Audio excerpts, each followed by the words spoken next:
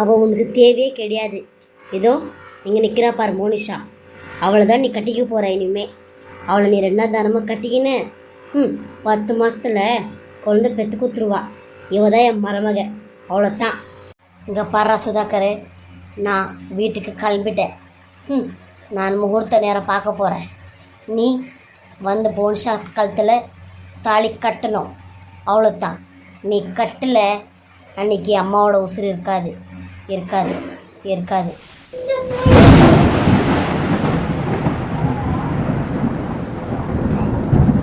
அத்தை, நீங்கள் ரொம்ப மாமாவை பிளாக்மெயில் பண்ணுறீங்க அத்தை. இதெல்லாம் பாவம் அத்தை. 7 வருஷம் வாழ்ந்தவங்க கூட இப்படி தூக்கி போட சொல்கிறீங்களே, என்ன அத்தை நியாயம்? பாவம் அத்தை திரிஷா அக்கா, அவங்களுக்கு இப்படி ஒரு தண்டனை கொடுத்துடாதுங்க அத்தை. அவங்களோட வாழ்க்கையே வீணாக போயிடும் அத்தை. திரிஷா அக்கா தெரிஞ்சோ தெரியாமலோ நிறைய தப்பு பண்ணிட்டாங்க. பாவம் ஏதோ தெரியாமல் செஞ்சிட்டாங்க அத்தை. இது ஒரு தடவை அவங்கள மன்னிச்சு விட்டுடுங்க அத்தை. ஒன்றும் தெரியாத பாப்பா போட்டால தாப்பா. அவளுக்கு அடி ஒன்றும் தெரியாது. முன்ன படிக்கட்டுலேருந்து கீழே தள்ளவளுக்கே நீ இவ்வளோ இறக்கம் காமிக்கிறியே. இன்னும் நல்லா உன்னை பார்த்துக்கிட்டு உன் கூட அனுசரிச்சு இருந்தா என்ன நவுத்தான் ஆடிருப்பேன். ஆமாம் அஞ்சலி, நல்லா உன்னை அப்படி பார்த்துக்குவேன். மூத்த மருமகளோட பொறுப்பு என்னன்னுட்டு எனக்கு நல்லாவே தெரியும். என்ன நீ ஒன்றும் தலைக்கெடுத்துக்காத அஞ்சலி. நான் இந்த குடும்பத்தை நல்லா கட்டி காப்பேன். 7 வருஷம் என் கூட வாழ்ந்த என் பொண்டாட்டியவே எங்கள் அம்மா டைவர்ஸ் பண்ணுன்றாங்க. இதில் இப்போ வரப்போகிற நீ எங்கள் அம்மாவுக்கு ஏமாத்திரம்.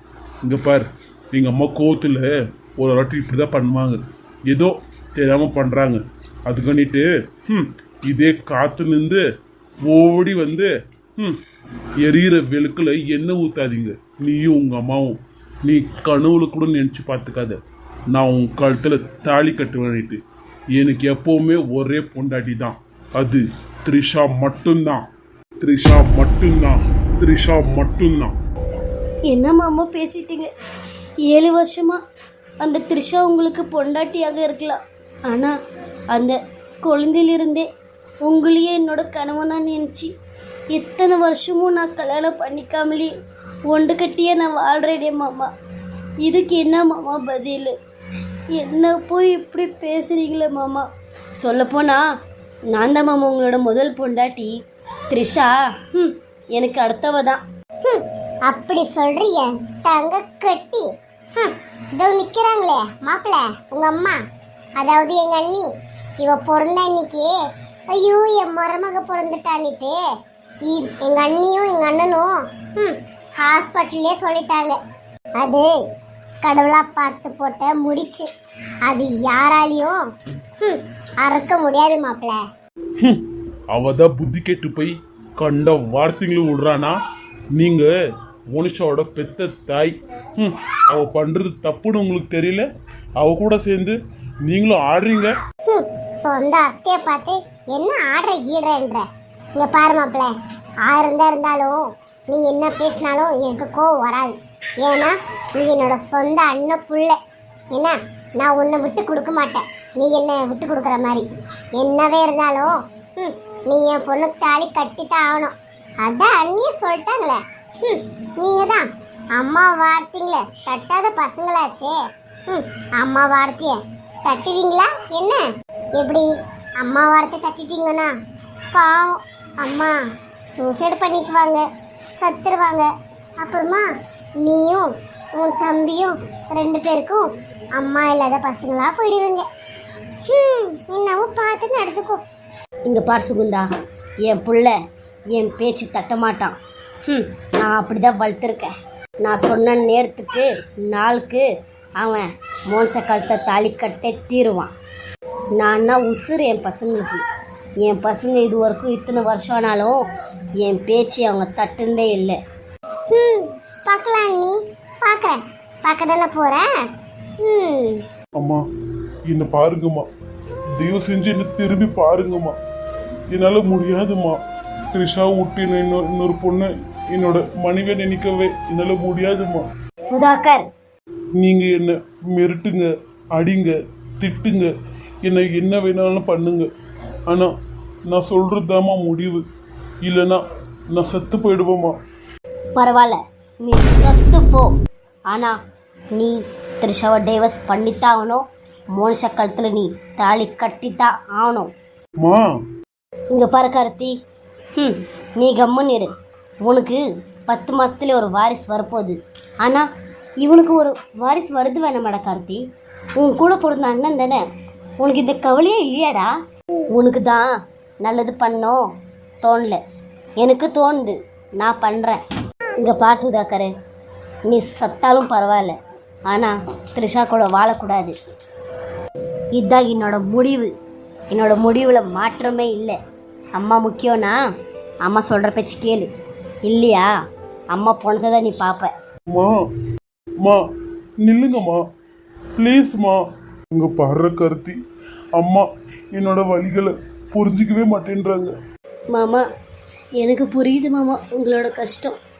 அதுக்கு தான் மாமா சொல்கிறேன், நான் உங்களை கல்யாணம் பண்ணிக்கிட்டா உங்களுக்கு ஒரு கஷ்டமும் வராத மாதிரி நான் பார்த்துக்கிறேன் மாமா. நீங்கள் ஒரே ஒரு வார்த்தை ஊன்னு சொன்னுங்க மாமா, நான் இப்போவே கழுத்தை நீட்டத்துக்கு கூட தயாராக இருக்கிறேன் மாமா. சீ, வாய மூடு. உனக்கு ஊர் உலகத்தில் உனக்கு ஆம்பளை கிடைக்கலையா? அடுத்தவன் புருஷன் தான் உனக்கு வச்சுக்கிறானா? மாப்பிள்ள, என்ன வார்த்தை பேசுறீங்க? பேசும்போது பார்த்து பேசுங்க மாப்பிள்ள, ஏதாச்சும் விபரீதமாயிட போகுது. அத்தை சும்மா இருங்க அத்தை. என்னத்த விபரீதம் ஆகணும்? இதுக்கப்புறமும் என்னத்த விபரீதம் நீங்கள் எதிர்பார்க்குறீங்க? நீங்கள் நினச்சபடியே எங்கள் அம்மா சொல்லிட்டாங்க, இதோ எங்கள் அண்ணனுக்கு டைவர்ஸ் பண்ண சொல்லி.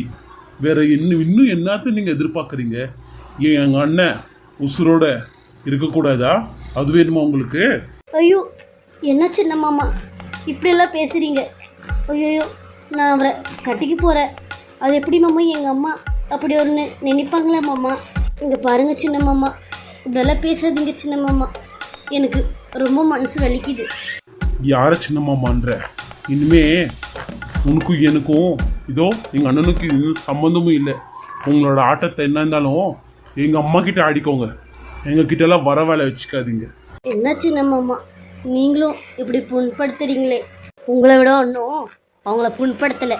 சி, நீங்களாம் பொம்பளைங்க. நீங்களாம் ஒருத்தரோட மனசை இப்படி புண்படுத்துறதுக்கானிட்டு ஃபங்க்ஷனுக்கு வரீங்களா? சை, இங்கே பாரு அஞ்சலி, இப்போ வந்தவே நீ எல்லாம் என் குடும்பத்துக்குள்ள பேசாத, சரியா? ஓரமாக நின்று வேடிக்கை மட்டும் பாரு. மோனிஷா, பார்த்து பேசு. அவ என்னோட சொந்த பொண்டாட்டி, என்ன அவளுக்கு எல்லா ரைட்ஸும் இருக்கு. நீ இன்னும் இந்த வீட்டுக்கு மருமகளாவே வரல. நீ ஏன் இவ்வளோ பேசுற? இங்கே பார், உங்ககிட்ட எல்லாம் பேசுறது கூட பாவமானு நினைக்கிற. நீ வான்னு நம்ம போகலாம், நம்ம போய் அண்ணியை பார்த்துட்டு வரலாம். போங்க போங்க, அந்த அண்ணி நொண்ணி எல்லாம் இன்னும் கொஞ்ச நாளைக்கு தான். டைவர்ஸ் வந்துட்டு பிறகு மோனிஷா மட்டும்தான் உனக்கு அண்ணியா இருப்பா, கவனத்தில் வச்சுக்கோ. சீ, நீங்களாம் திருந்தவே மாட்டீங்க. சே, வான போலாம் நம்ம.